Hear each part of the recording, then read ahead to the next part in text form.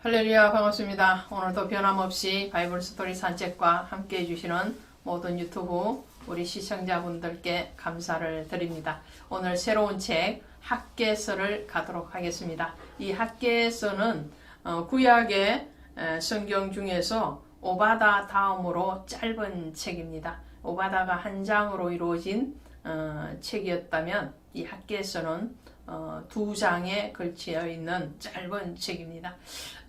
성경에서 긴 책이라면 당연히 시편이죠. 그리고 그 다음이 이사야서, 또 창세기, 에레미야 이런 순으로 갑니다.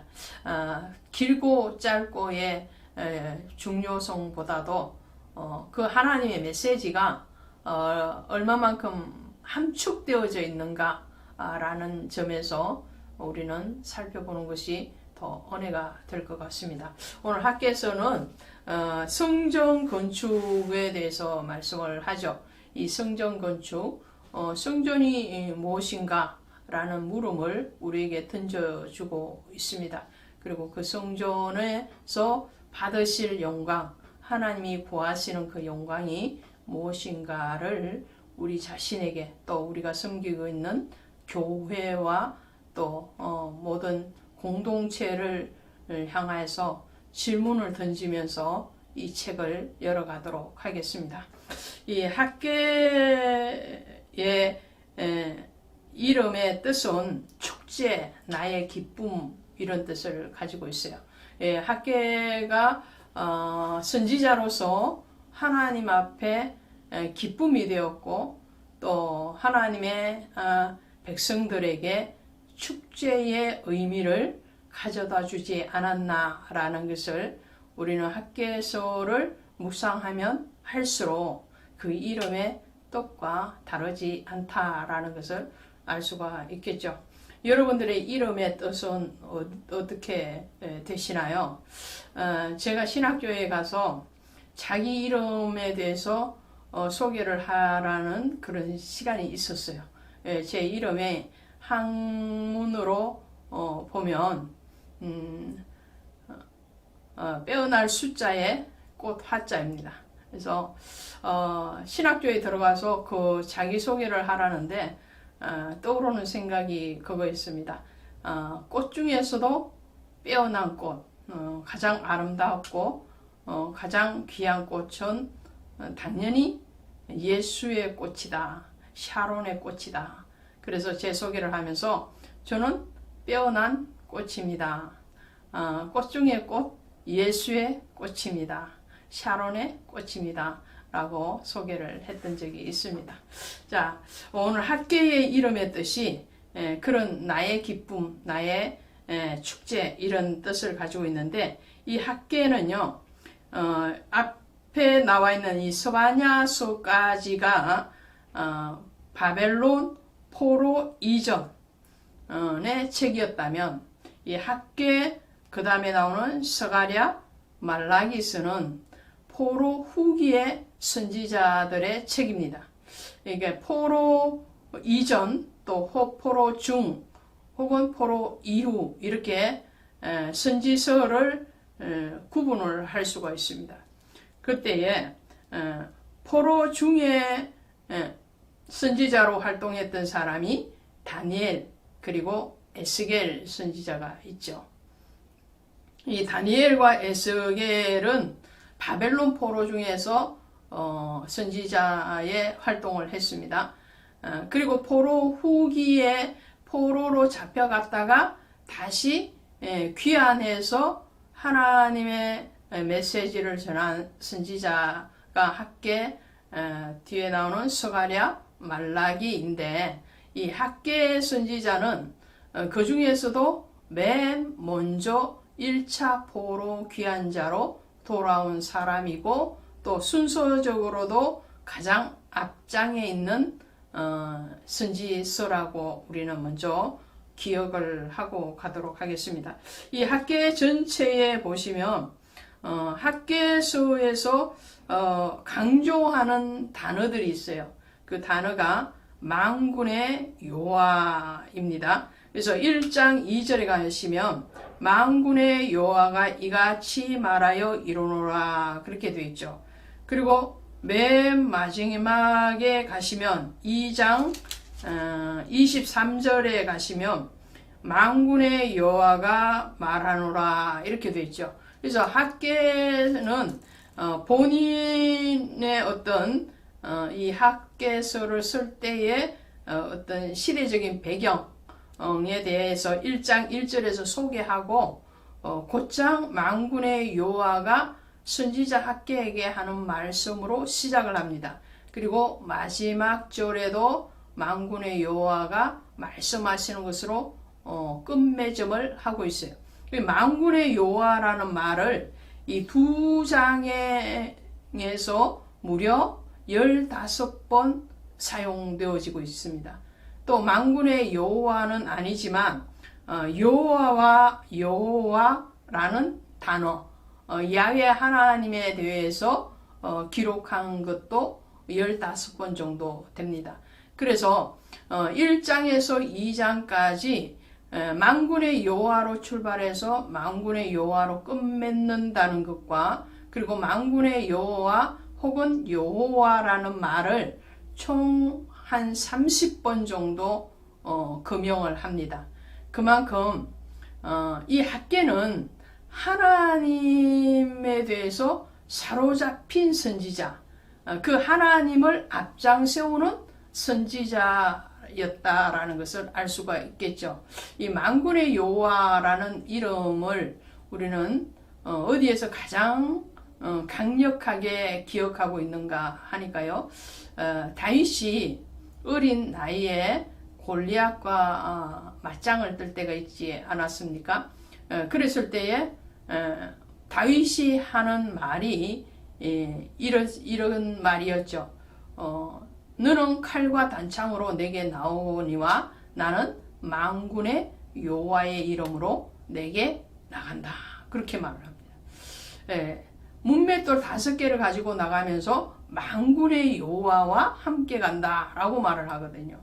그 다윗의 그 신앙이 얼마나 하나님을 크게 생각을 하고 있었는가라는, 정말 하나님이 그 자신의 모든 삶의 주인일 뿐만 아니라 이 몸에 비유를 하면 머리와 같은 존재가 바로 하나님이시다라는 것을 아는, 물론 만군 모든 나라의 군주가 되시는 여호와죠. 그 여호와를 기억했던 다윗과 같이 이 학개는 정말 혼란한 정국, 혼란한 시대잖아요. 지금 바벨론 포로로 갔다가 70년 만에 돌아왔는데 이 예루살렘 성전은 다 회파되어져 있고 삶의 터전도 다 황폐화되어져 있는 그런 정말 혼란하고 어지러운 세상에서 만군의 여호와를 너무나도 강력하게 믿고 있는 이 학개의 신앙을 우리는 보게 되죠. 또 이 학개서의 또 다른 특징은 무엇인가 하니까요. 선지자 학개라는 말을 10번 이상 사용을 하고 있어요. 자신의 소명, 자신이 지금 무엇으로 하나님 앞에 나아가고 또 그 하나님의 말씀을 가지고 백성들에게 나아가야 하는 것인가에 대한 확실한 의식, 자기 소명이 있었던 사람이 바로 이 학개라고 할 수 있습니다. 자, 1장 1절에 가시면 이렇게 되어 있죠. 여호와의 말씀이 선지자 학개로 말미암아 이렇게 되어 있죠. 또 3절에도 그렇습니다. 3절에 여호와의 말씀이 선지자 학개에게 임하여 이렇게 되어 있어요. 13절에 가시면은 1장 13절에 가시면 여호와의 사자 학개가 여호와의 위임을 받아. 그렇죠. 학개는요. 다른 선지자와 다르게 자기의 직분에 대해서 굉장히 자부심을 가지고 있는 사람입니다. 그러니까 하나님의 말씀을 전하는 선지자이다. 나는 나의 말을 전하는 것이 아니고 하나님의 말씀을 전하는 선지자. 더 나아가서 13절에 보면 여호와의 사자 학개가 여호와의 위임을 받아 그랬죠. 자기 소명, 하나님으로부터 부름받음에 대한 그 강력한 자부심, 자긍심, 그것으로 말미암아서 백성들에게 당당하게 외칠 수 있는 그런 권위, 영적인 권위를 스스로 가지고 있는 사람이 학개라고 할 수 있습니다. 신약에 가시면 유명한 사도요, 또 목회자였고 시인이었고 또 문필가였던 이 바울이 있죠. 이 바울이 신약의 27권 중에서 13권, 그죠? 13권을 쓰는데 로마서부터 그의 기록한 책을 보면, 성경을 보면 공통되는 게 뭔가요? 바로 1장을 시작하면서 여호와의 종 나 사도 바울은 혹은 하나님의 뜻으로 부름받은 나 바울은 또 혹은 예수의 종으로 부름받은 나 사도 바울은 이렇게 자신의 이름을 거론을 합니다. 그 거론을 하면서 여호와, 하나님, 예수 이런 호칭을 반복해서 쓰면서 자기의 사도권 또 하나님의 종으로서 부름받은 그 직분에 대해서 굉장히 자긍심을 가집니다.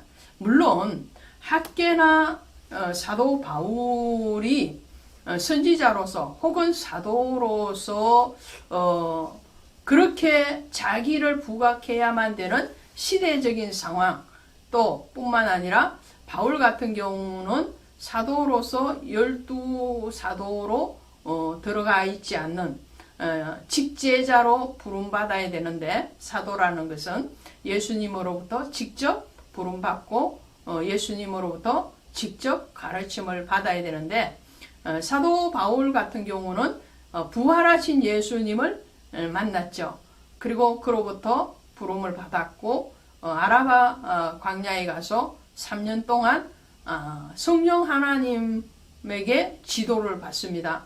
그런 어떤 그 사도의 부름에 대해서 다른 사람들이 공유하지 못한 그런 특수한 상황에서 사도권을 의심하는 그런 유대인들 또 기독교인들에게 대해서 복음을 전도해야 되는 그런 처지에 대해서 자기를 나타낼 수밖에 없었다.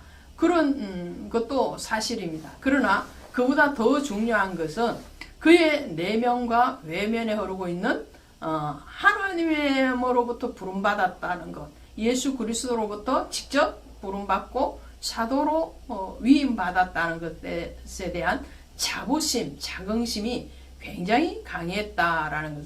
그것은 나쁘다는 말이 아니죠. 바울이 너희는 나를 본받으라 라고 말을 한 것처럼 오늘 우리가 학개나 이 사도 바울과 같은 그런 하나님으로부터의 부름받음에 대한 확신 뿐만 아니라 자긍심, 자부심이 있는가라는 기독교인이고 교회의 중직을 맡고 있음에도 불구하고 세상의 직장이나 어떤 동료들을 만나거나 이웃을 만났을 때에 그 믿음의 정표를 드러내지 않고 숨기는 오히려 세상과 연합하고 예수를 숨기는 그런 부끄러운 그런 그리스도인들 사명자들이 얼마나 많습니까?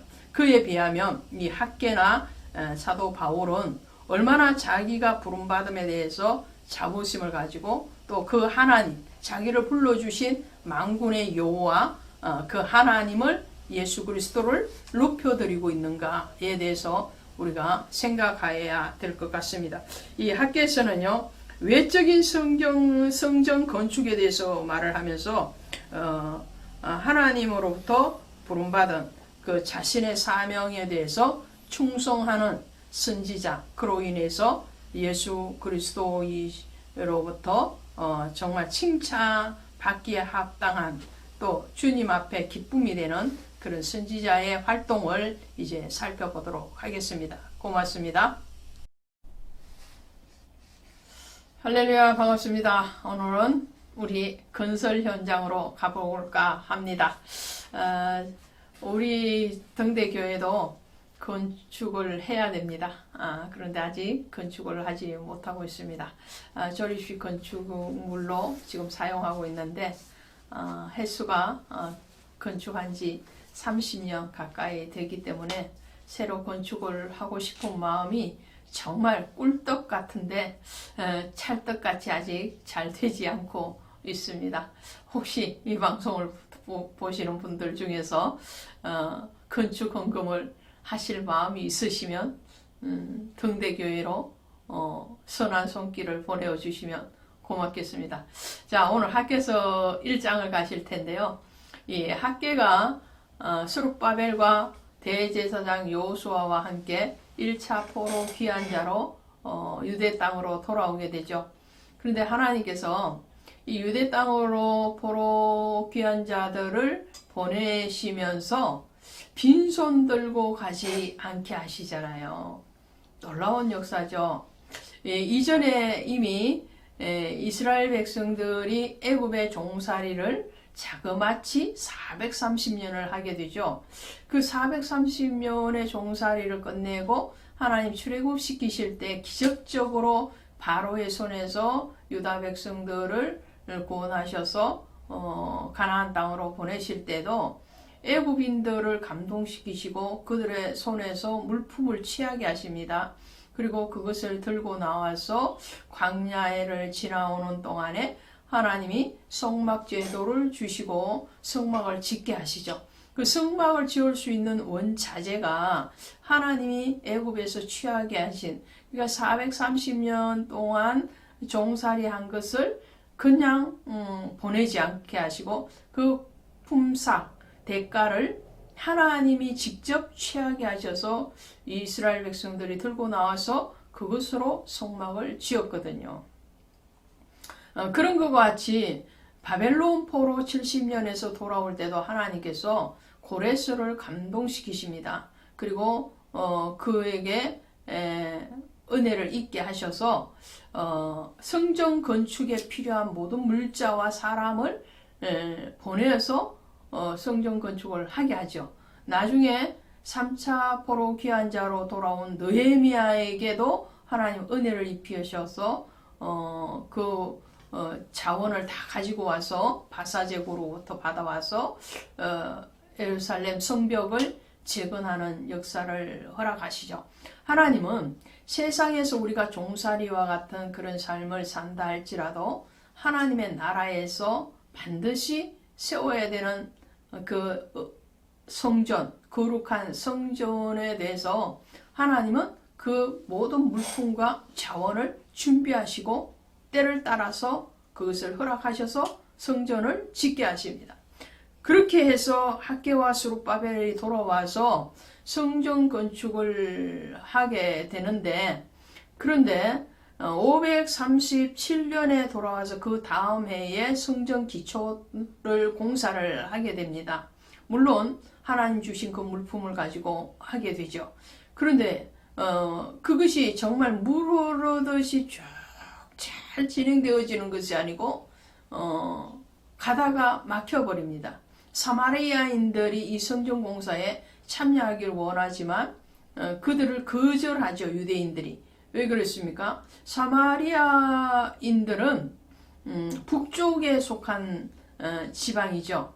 그래서 그 사마리아에서 이 아수르가 침략해 들어오면서 아수르 나라의 백성들을 이주시켜서 사마리아에 정착해서 살게 합니다.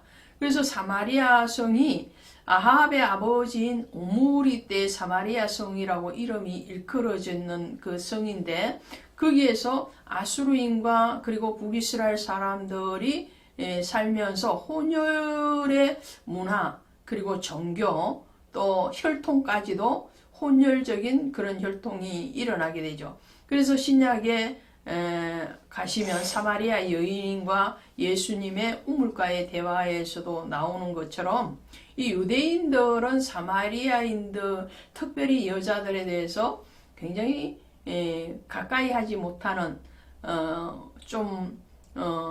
굉장히 이게 자기중심적인 생각을 가지고 그들을 봤어요. 그러니까 불경한 여자들, 이방의 남자들과 어떤 관계를 하고 그리고 혼탁한 성문화 또 뿐만 아니라 야훼 신앙이 순수한 신앙이 변절이 됐다 그렇게 생각을 하기 때문에 사마리아인들에 대해서 정통 유대인들이 불경하게 생각을 하니까 같이 연합이 안 되어지는 거죠. 그런 상황에서 하나님의 거룩한 성 예루살렘 성을 건축하는데 사마리아인들이 와서 같이 성전을 건축하겠다 그러는데 이 유대인들의 입장에서는 아니다라는 거죠. 너희들과 같이 거룩한 하나님의 성전, 거룩하지 않는 너희와 거룩한 하나님의 성전을 같이 건립할 수가 없다. 이렇게 나오는 거죠. 그러므로 인해서 이 사마리아인들이 협력자가 아니라 오히려 방해자로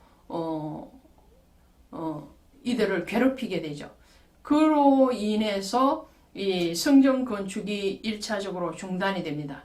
거기다가 이 바사의 제국의 왕들과 그 권력자들이 또 오호예를 가지고 이 성전 건축에 대해서 비협조적으로 나오게 되고 그런 여러 이 외부적인 상황에 의해서 이 성전 건축이 중단되고 16년이 흐른 시점인 거예요.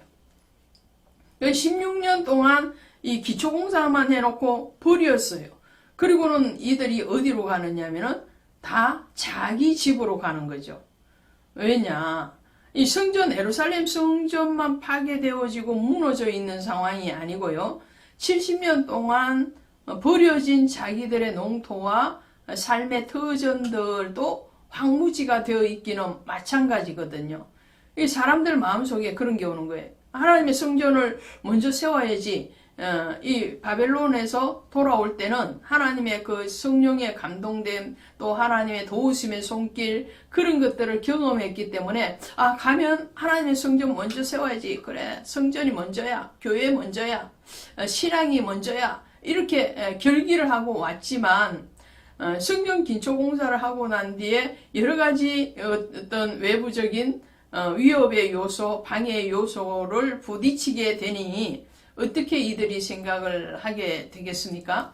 당연히 아직 하나님의 성전을 세울 때가 아닌가 봐. 그러니까 우리 집의 형편이 어떻게 돼 있는데 집이 지금 무너져 있고 들판에서 곡식을 거두어 들어야 되는데 그 곡식을 뿌릴 땅이 지금 황폐화되어져 있고 아이들 교육을 시키기 위해서는 그 학교 회당도 만들어져야 되고 여러 가지 어떤 가정에 또 사회에 어떤 환경이 만들어져야 되는데 그런 것들이 지금 똑같이 무너져 있으니 이것을 먼저 해야 되는가 보다 하고 다 자기 집으로 가게 돼요. 이 모습을 보면 신약에서 예수님께서 겟세마네 동산에서 체포되시는 그 순간부터 제자들이 어떻게 해요? 다 물불이 흩어지잖아요. 베드로를 비롯해서 제자들이 예수님이 십자가를 지실 때에 뒤에서 보다가 결국은 다 가자 우리 바다로 왜요? 물고기 잡으러. 이제 예수님 따라다녀 봐야지. 예수님은 죽은인 예수님은 죽임을 당한 그것도 죄인 중에서 죄인으로 십자가형을 받고 죽으시고 우리는 아무것도 아닌 상태가 되어 오히려 생명의 위협을 받는 그런 상황이 됐으니 우리 다 다시 고향 앞으로 하고는 갈릴리 바다로 가서 자기의 생업에 종사를 해버린다 말이죠. 그런 상황일 때에 하나님이 이 학개서를 통해서 말씀을 하시는 거예요. 이렇게 말씀하시죠. 1장 2절에 만군의 여호와가 이같이 말하여 이르노라. 이 백성이 말하기를 여호와의 전을 건축할 시기가 이르지 아니하였다 하느니라. 이 말씀에 대해서 제가 지금 배경에 대해서 설명을 드린 거예요. 외부에서 여러 방해 요소가 있으니까 마음이 이제 하나님 중심, 교회 중심, 성전 중심에서 희석해지고 자기 합리화가 되어지는 거예요. 마치 요나가 하나님으로부터 명령을 받을 때는 니느웨에 가서 복음을 전하라 이렇게 명령을 받게 되는데 부두에 딱 나가보니까 배 타러 나가보니까 니느웨로 가는 배가 먼저 도착한 게 아니고 자기 눈앞에 먼저 들어온 배는 다시스로 가는 배였단 말이에요. 마침 다시스로 가는 배.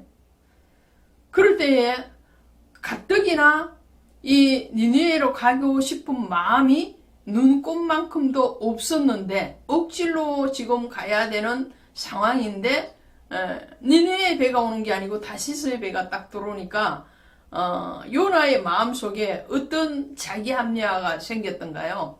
하나님의 뜻은 니느웨가 역시나 아니었어. 역시 하나님의 뜻은 다시스야. 이런 합리화가 생기지 않겠어요? 내 마음속에 있는 것을 어떤 여건에 따라서 합리화시키고 자기 변론으로 가는 것이 바로 인간의 마음이라는 거죠. 오늘 1차 포로 귀한 자들의 마음도 그랬어요. 지금 순탄하게 잘 물 흐르듯이 잘 그야말로 사람 편에서 형통이 이루어졌다면 성전 건축을 계속적으로 했겠죠. 그런데 방해 요소가 딱 오니까 거기에 대해서 자기 합리화하니까 하나님의 성전 건축할 때가 아니었다. 근데 하나님은 아니잖아요. 하나님은 그것이 아니고 지금이다는 지금인데 너희가 멈췄다라는 거예요. 하나님의 이 겨울의 추위에 너의 신앙을 달아보시는 그 시기가 있는데 그게 덜컥 넘어져 버리는 그런 형상이 되는 거죠. 그래서 주님이 이렇게 말씀하신 거 3절에 보면 여호와의 말씀이 선지자 학개에게 임하여 이르시되 이 성전이 황폐하였거늘 너희가 이때에 판벽한 집에 거주하는 것이 옳으냐. 하나님 질문하시는 거예요. 문책성 질문을 하시는 거예요. 어떻게 해요? 자, 이 성전 하나님의 성전은 무너져 있는데 너희가 편안한 그런 집에 거하는 것이 옳은 거냐? 너희 집을 먼저 세우고 너희 집을 먼저 단장하고 거기에서 다리 뻗고 잠자는 것이 그게 너희가 편안하냐? 내면의 성전이 황폐화되어져 있는데 이 육신이 푹신한 옷을 입고 있다고 그것이 편안하냐? 마음의 근심이 가득 있는 상황에서 푹신한 침대에서 잠이 잘 오더냐 이러네. 돈으로 살 수 없는 것이 꿀잠이라고 그러잖아요. 그런 것 같이 자 정말 우리의 심령 성전이 지금 황폐화되어져 있는데 너희 그 성전이 세워지지 않았는데 주님은 이 안팎의 성전이 세워지기를 원하는 거예요. 그 성전을 통해서 속성전을 얘기하는 거고 내면의 성전을 통해서 바깥의 성전이 드러나게 하시는 거죠. 자, 그런데 오늘 이 유다 백성들은 그 하나님의 음성에 대해서 또 한 번 더 변명을 하게 됩니다. 무슨 변명을 하느냐 하면요. 이제 우리가 건축할 어떤 재료가 없다는 거죠. 그렇습니다. 왜 그렇습니까? 지금 포로에서 돌아올 때는 양손 가득 준 하나님으로부터 받은 은혜의 그 예물들을 들고 나왔지만 그것이 16년이 흐르는 동안에 계속 소비만 되거든요. 소비만. 정당한 하나님 보시기에 선한 소비를 했으면 소비가 나간 것보다는 들어옴이 더 많았을 터이지만 지금 하나님 보시기에 의로운 소비가 아닌 자기 정욕의 소비를 하고 나니까 나가기는 나가는데 들어옴이 없어요. 그것이 이거예요. 6절 하반절에 보니까 6절에 보시면 너희가 많이 뿌릴지라도 수확이 적으며 먹을지라도 배부르지 못하며 마실지라 흡족하지만 입어도 따뜻하지 못하며 일꾼이 삭설받아도 그것을 구멍 떨어진 전대에 넣음이 되느니라. 그러니까 다 물 흐르듯이 흘러간다는 거예요. 자, 하나님 앞에 마땅히 구별해야 되는 시간, 마땅히 구별해야 되는 물질, 마땅히 구별해야 되는 마음, 그 구별됨이 없는 신앙인의 삶을 한번 보십시오, 여러분. 왜 자꾸 지출이 자꾸 늘어나고 왜 자꾸 마이너스가 되느냐? 자세히 보시면 주님 앞에 뭔가 구별되어져야 되는 것들이 구별되어지지 않을 때 그렇습니다. 가장 빨리 드러나는 것이 경제적인 면이에요. 자꾸 마이너스가 일어난다. 뭔가 문제가 있는 거죠. 자, 오늘 주님 그 말씀. 자, 그러면 너희가 다 써버리고 재료가 없으면 하나님이 저 산에 가서 나무를 잘라다가 하나님의 성전을 세우라는 거예요. 그 나무는 누가 키웠기에요? 하나님 키우시잖아요. 산에 수목이 빽빽 울창하게 일어나는 것들을 잘라다가 하나님의 성전을 지어라. 하나님 그것에 대해서 영광을 받으시겠다고 말씀을 하십니다. 하나님 이것을 통해서 뭘 말씀하시는가요? 너희 중심이 어디 있는가? 먼저 선택하라라는 거죠. 너희의 길에 대해서 우리는 항상 선택의 기로에 서 있습니다. 오늘 이 24시간도 똑같이 주어졌지만 어떤 편을 먼저 선택하고 먼저 할 일과 나중에 할 일, 그 우선순위를 잘 정립해 가는 사람은 하나님 보시기에 좀 더 아름다운 인생이 될 것이고, 그 선택을 잘못하면 하나님 앞에 이런 문책성 질문을 받아야 되는 상황이 오게 되겠죠. 저와 여러분의 선택, 그 선택이 무엇입니까? 먼저 하나님, 먼저 신앙, 먼저 성전, 먼저 예배가 되시기를 바랍니다. 고맙습니다. 할렐루야, 반갑습니다. 오늘 성전 공사를 다시 재개하도록 하겠습니다. 학개서 2장입니다. 세상의 건물은 어쩜 그렇게도 잘 지어져 가는데 성전 교회 공사는 어쩜 그렇게 하기가 힘든가라는 생각을 할 때가 많이 있죠. 목회를 하시는 분이라면 말입니다. 특별히 작은 교회에서 교회 건축을 한다는 것은 엄청나게 어려운 것 같습니다. 그러나 그 어려움도 주와 함께라면 할 수 있겠죠. 그리고 그것을 해야 되는 마땅한 이유가 있다면 주님이 하게 하시리라 믿습니다. 오늘 학개서 2장 가시는데요. 2장 1절하고 1장 15절을 연결해서 한번 살펴보도록 하겠습니다. 1장 15절 가시면 그때 다리오 왕 제2년 6째 달 24일이었더라. 그렇게 되어 있습니다. 다리오 왕 2년이니까 BC 520년이죠. 520년 엘룰 24일입니다. 그러다가 2장 1절에 보면 7째 달, 한 달이 지나가는 거죠. 그 달 21일에. 그러니까 한 달 사이에 간격이 생겨져 있는 거예요. 왜 그러냐? 성전 재건에 대해서 하나님이 학개를 통해서 강력하게 말씀을 하실 때에 그 하나님의 명령 또 군면하심에 대해서 먼저 감동받은 사람이 있어요. 그것이 1장 14절에 나오는 유다 총독 수룹바벨, 그리고 대제사장 요수아, 그리고 선지자였던 학개죠. 선지자와 제사장과 총독이 마음에 먼저 뜨거운 감동을 받습니다. 하나님의 그 강력한 권고하심, 성전을 다시 재건해야 되겠다는 그 열심과 그 열정이 불타오르는 거죠. 이 세 사람이 먼저, 지도자인 세 사람이 먼저 감동을 받고 앞장섰을 때에 유다 백성들이 가는 걸 보게 되죠. 항상 어떤 일들을 행하기 위해서는 먼저 앞장서 주는 사람이 있어야 돼요. 하나님 그 앞장서게끔 하기 위해서 어떠한 사람들을 택하시고 그에게 먼저 감동을 주시죠. 그리고 그 일들을 재건하게끔 또 진행하게끔 해 가시는 것을 보게 됩니다.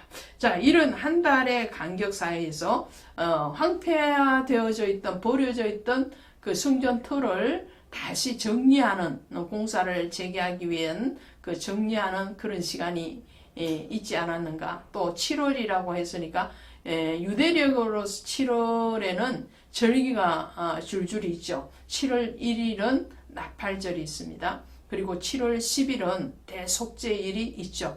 그리고 7월 15일은 초막절, 장막절을 일주일 동안 송회로 지키게 돼 있죠. 이 7월 달에 이 절기가 3개가 연속적으로 있는 거예요.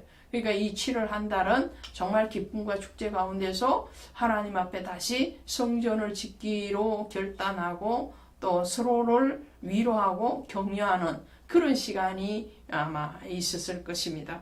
그래서 하나님이 다시 이 유다 백성들에게 은혜를 주시면서 격려하시는 말씀이 3절에 나와 있습니다.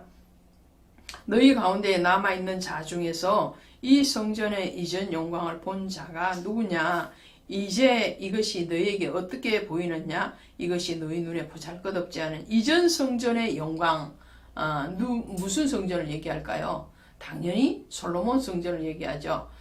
학계도 포로로 잡혀갈 때는 10대 소녀였지 않은가라는 거죠. 그러니까 지금 이 학계서에서 선지자로서 활동할 때에 아마 70대 후반에서 80 정도의 노인의 나이가 아니었는가 합니다. 그러면 학계도 어린 나이였지만 솔로몬 성전을 봤다라는 거죠. 이 솔로몬 성전이 얼마나 화려하게 잘 지어졌습니까?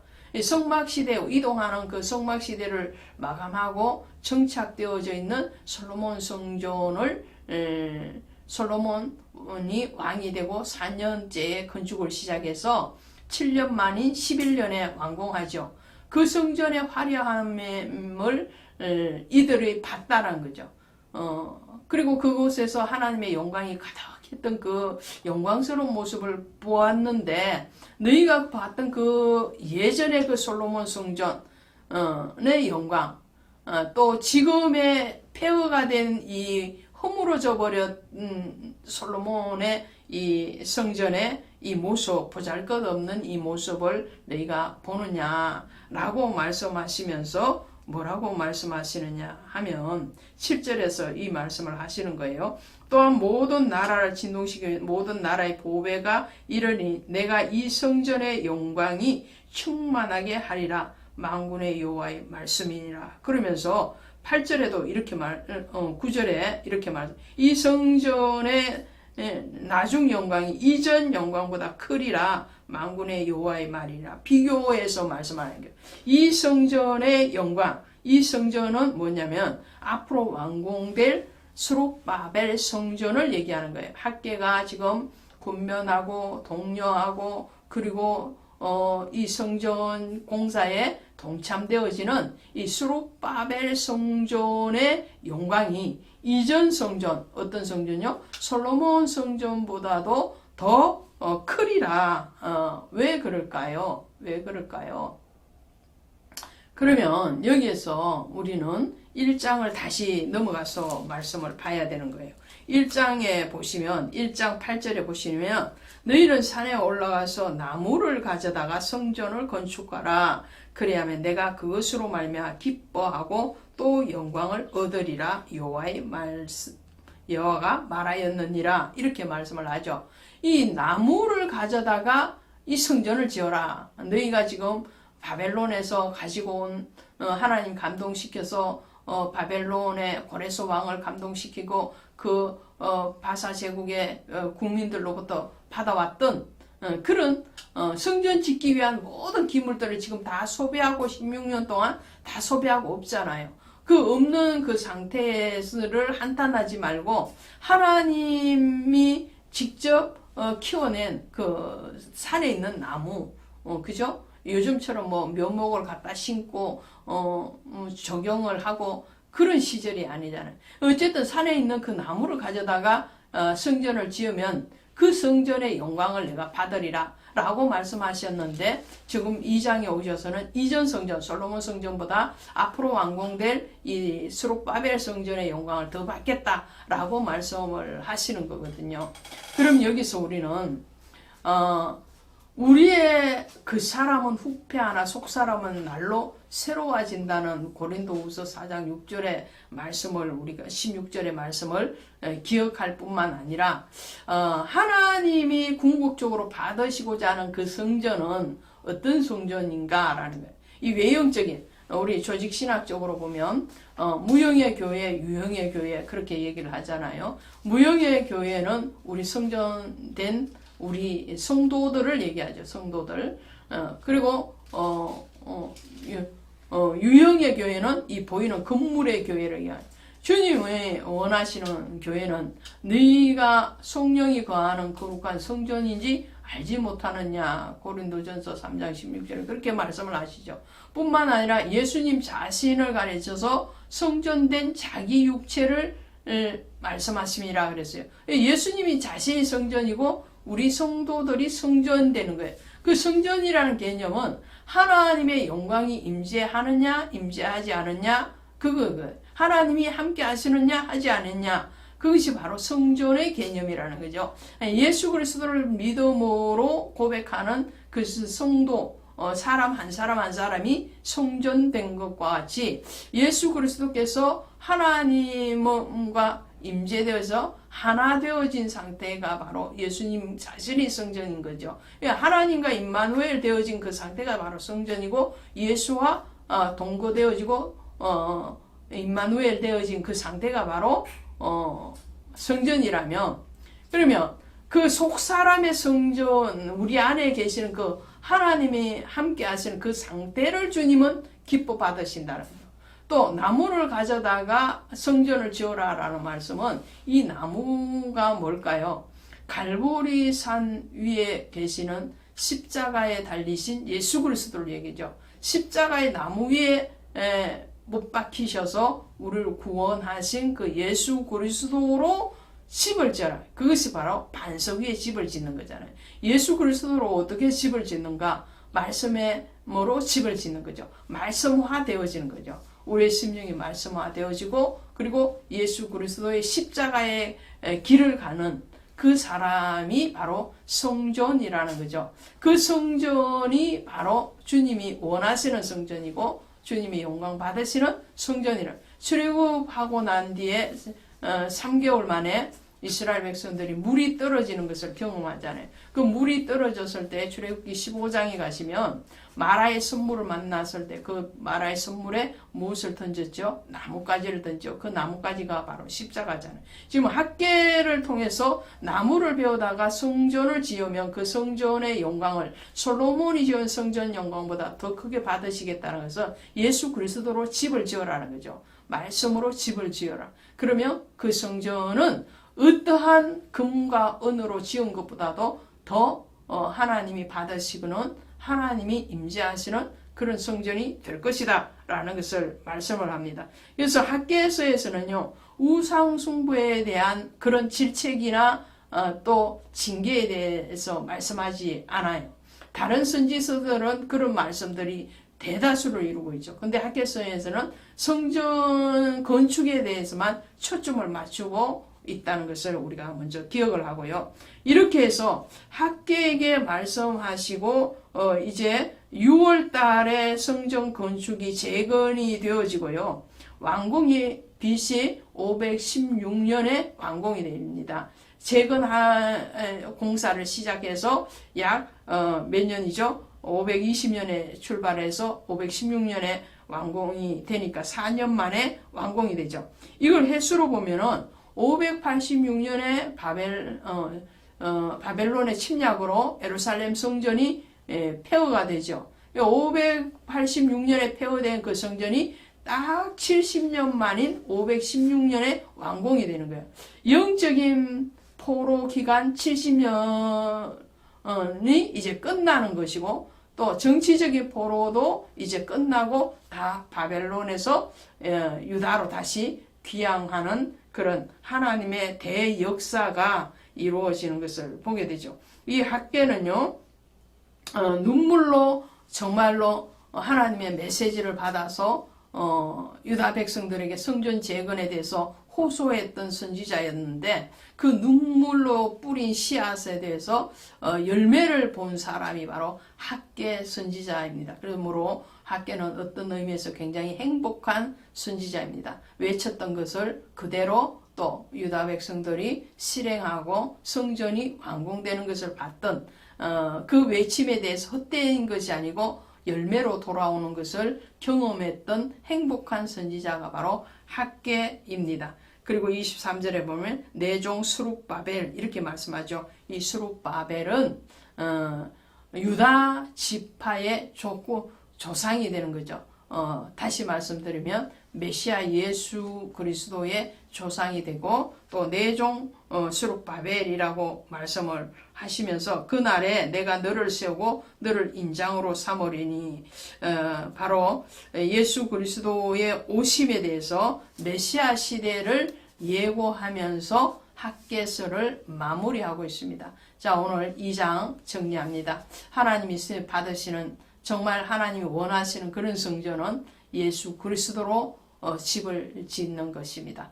그리스도의 임재하심, 하나님의 하나 되심이 이루어지는 우리 내면의 성전을 하나님 받으시기를 원하신다는 거 꼭 기억하시기를 바랍니다. 고맙습니다.